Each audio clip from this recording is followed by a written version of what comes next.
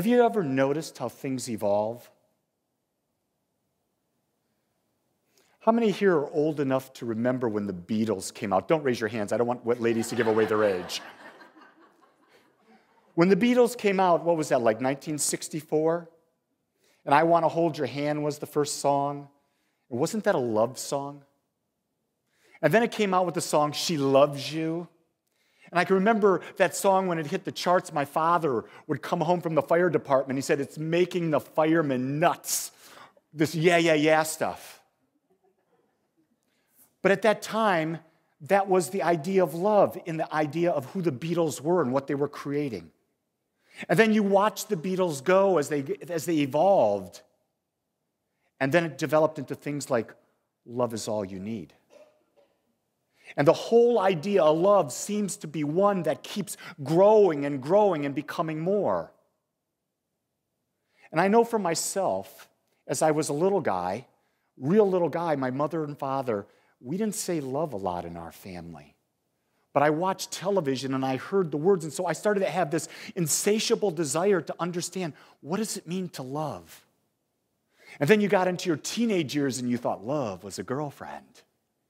And you had all these things, and what became clear for me was this idea that if I really desired something, I must love it. Oh, that cotton candy, I really want that candy. I love cotton candy. Or I love that new little bike. My God, on that bike I would feel so good. I would love it. And I got this notion that love was something I truly desired. And then when I met my wife, Jean, well, I really desired her. So it must have been pure love. And then even as our relationship grew through the years, I kept asking the question, there's got to be more to this idea of love. It felt like there was always a little bit of this idea missing. And so I've been exploring that all of my life, and I've come to this idea that this idea of love is one of the most misused and misunderstood words that we have in our society today. And so what I'm going to do today is I'm going to spend a month exploring the idea of love. So February is the month of love. And today, as we explore this idea, I'm not going to take it from the standpoint of love from one human to another. I'm going to say, okay, when we go to the Bible and we listen to the Bible and they ask Jesus, he says, what are the commandments that I should obey? And Jesus said so clearly, love God above all else and then love thy neighbor as thyself. Well, I want to talk about love at the very, very, very highest level. And so if we go to the Bible, you hear the words, in the beginning, God. In the beginning, the Word. And what is God synonymous with? With love. So in the beginning was love. What did that mean to something that was infinite?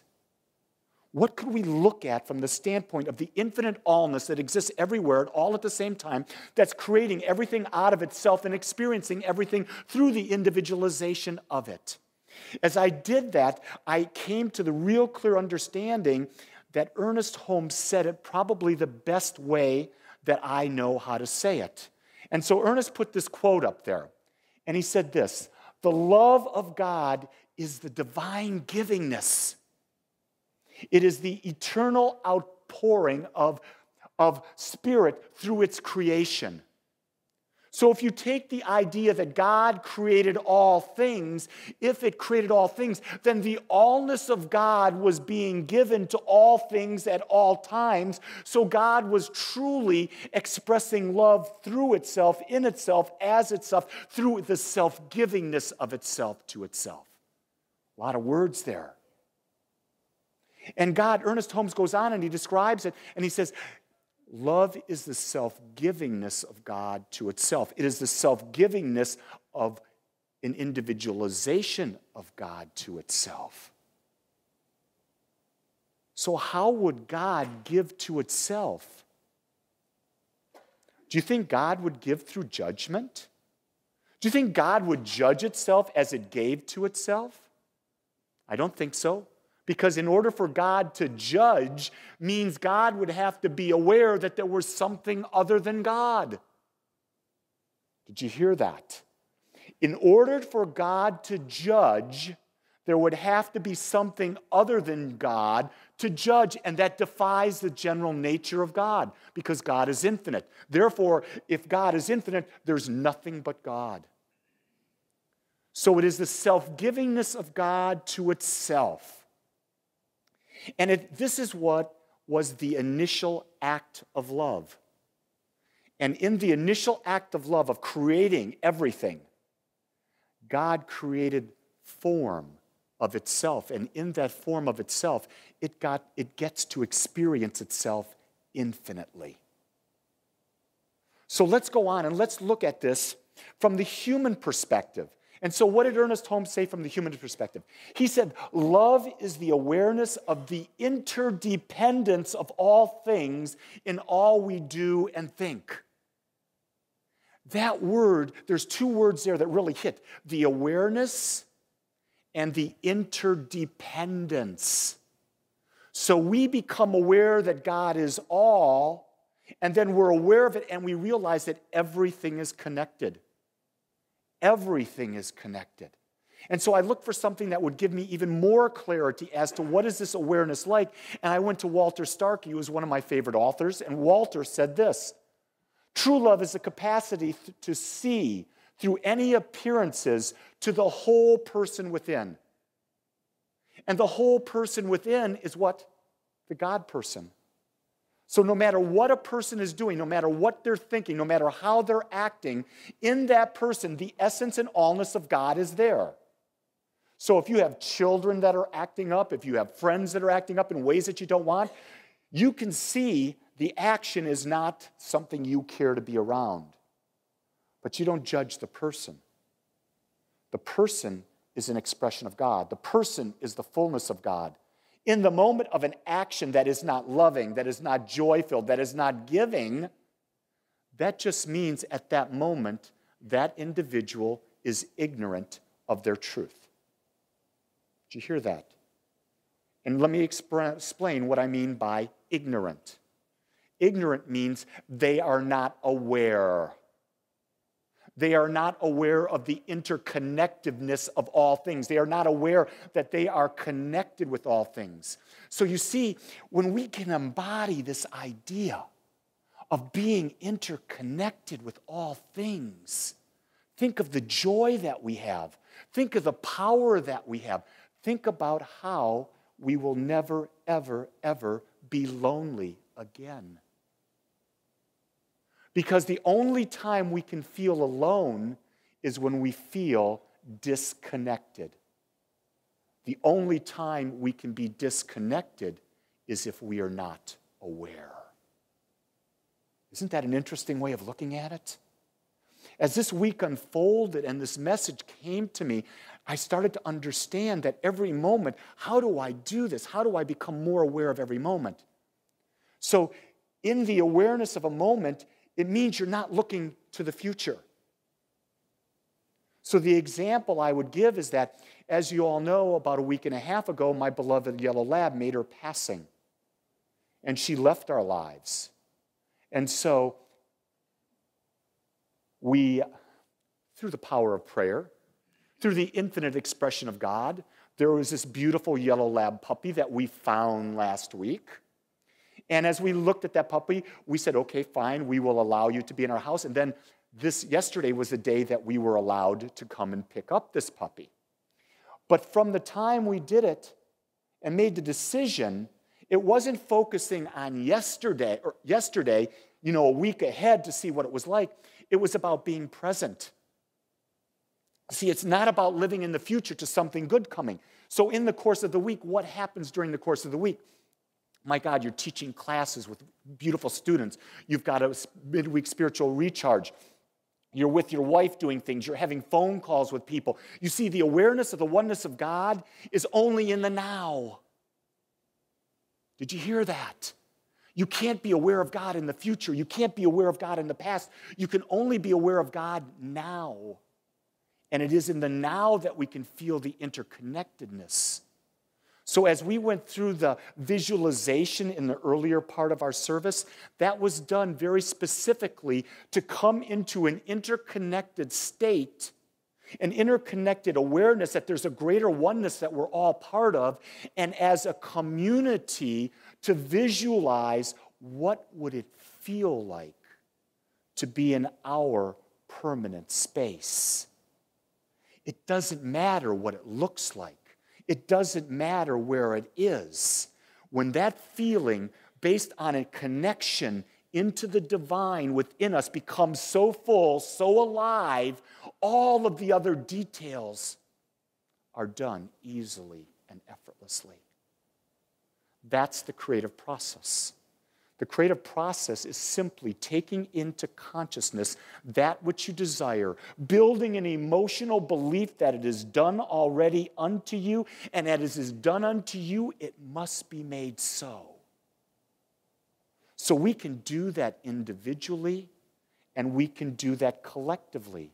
You see, when I talk about the universal nature of God, yes, it is the entire cosmos.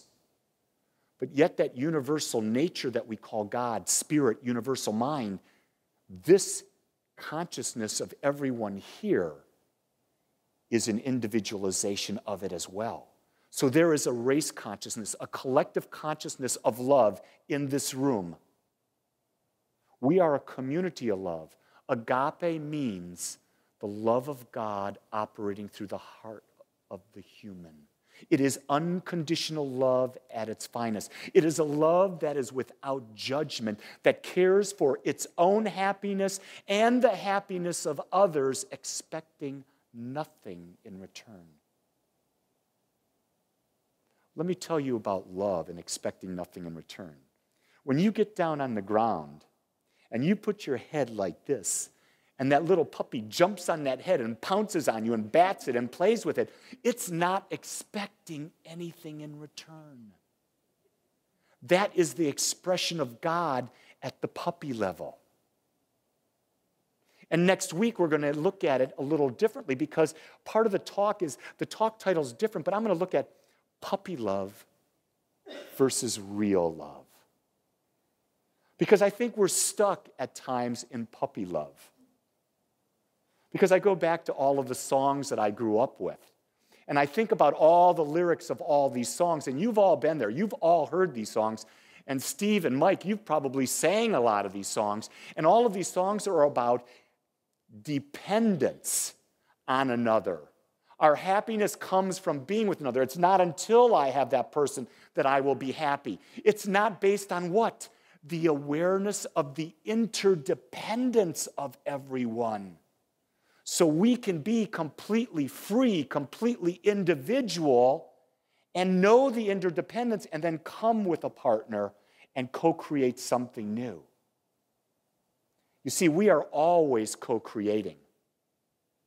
It's never we decide, well, I'm going to co-create with God. No, you are always co-creating with God because you cannot separate yourself from that presence and power. But are you directing that power to that which you seek? To that which you desire, to that which you want. That comes with that word awareness. Awareness, in my mind, is the meditative aspect of what we do.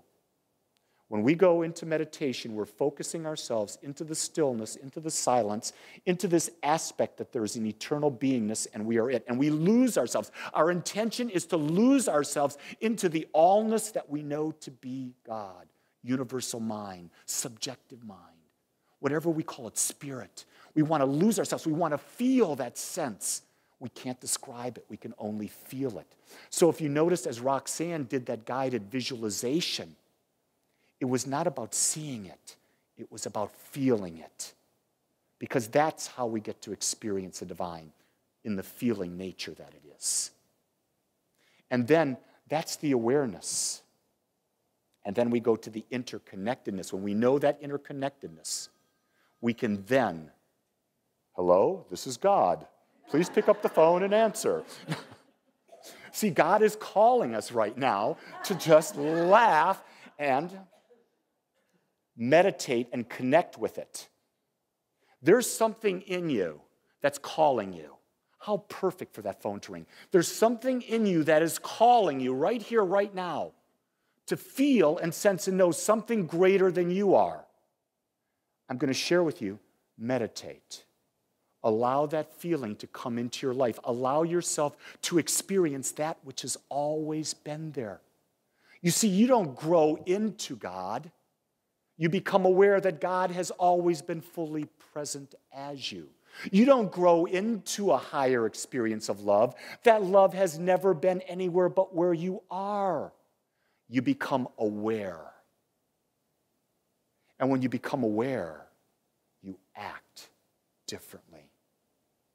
You act from a complete state of love. The self-givingness of God as you gives itself to you, gives itself to others, and gives itself to the all. So people always ask this question, how do I love something that is infinite? And it's so simple. Love life. Love every aspect of life. Love every aspect of contrast, because the contrast is giving you the clarity to express and to experience the individualization of who you are at the highest level. Do you know who you are? Have you sat down and had a conversation with yourself and said, I am so much greater than anything I've ever imagined, and I deserve to know my allness. And this day, I'm going to claim that for myself. I'm going to go within. I'm going to be still. I'm going to be still and know. I'm going to be still and know that I am God.